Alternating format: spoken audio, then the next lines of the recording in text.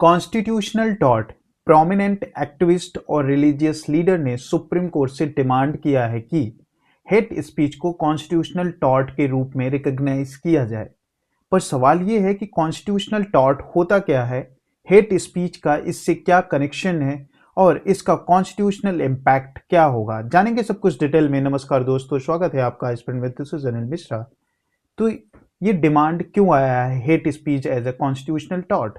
Activist का कहना है कि हेट स्पीच सिर्फ क्रिमिनल लॉ इश्यू नहीं है, बल्कि ये फंडामेंटल राइट को डायरेक्टली डैमेज करता है, जैसे कि आर्टिकल 14 को, राइट इक्वालिटी बिफोर लॉ को, आर्टिकल 15 नो डिस्क्रिमिनेशन ग्राउंड को, article 19 freedom with reasonable restrictions को और article 21 right to life with dignity को। इसीलिए अगर स्टेट या स्टेट ऑफिशियल्स की फेलियर या इन्वॉल्वमेंट से हेट स्पीच होती है तो स्टेट को कंपनसेशन देना चाहिए।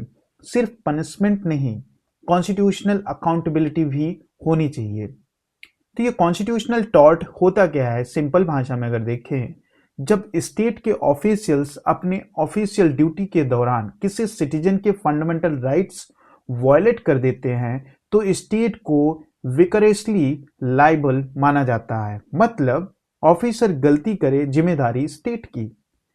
ओके, कॉन्स्टिट्यूशनल बेसिस अगर देखें तो इसके आर्टिकल, अब इसकी कॉन्स्टिट्यूशनल फाउंडेशन समझते हैं। आर्टिकल 294 बी कहता है ब्रिटिश गवर्नमेंट से इनहेरिटेड कॉन्ट्रैक्चुअल लाइबिलिटीज का।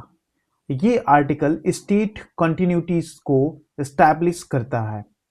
आर्टिकल 301 जो कि यूनियन और स्टेट गवर्नमेंट स्यूड हो सकती है, यही स्टेट टॉर्सियस लाइबिलिटी का कॉन्स्टिट्यूशनल बेस है। ये आर्टिकल मिलकर स्टेट को लीगल एंटिटी बनाते हैं जो कोर्ट के सामने जवाबदेह होते हैं।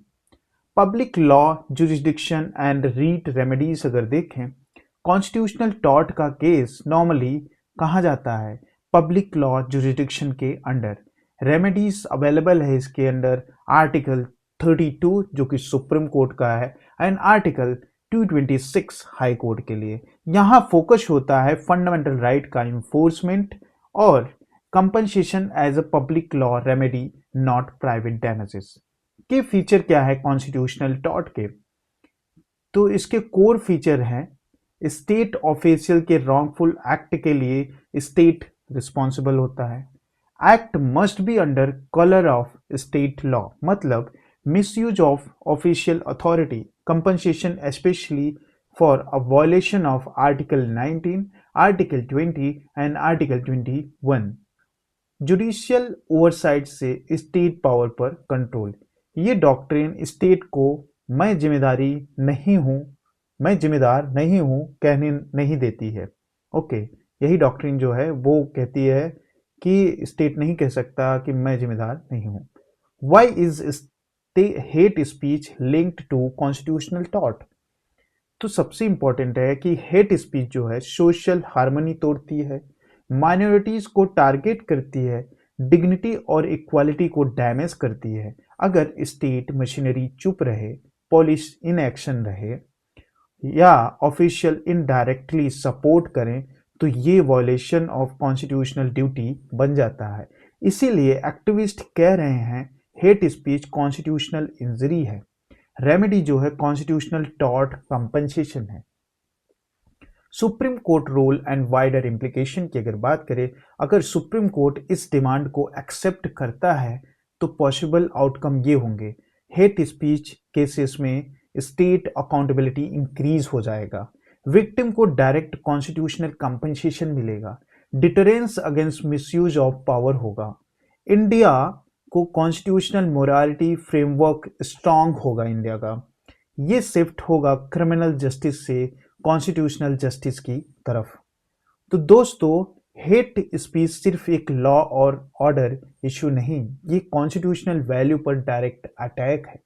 अगर कॉन्स्टिट्यूशनल टॉर्ट डॉक्ट्रिन को इस कॉन्टेक्स्ट में अप्लाई किया जाए तो स्टेट पावर पर एक स्ट्रॉन्ग कॉन्स्टिट्यूशनल चेक लगेगा और सिटीजन के राइट सिर्फ लिखे हुए नहीं, इन्फोर्सिएबल रियलिटी बन जाएंगे।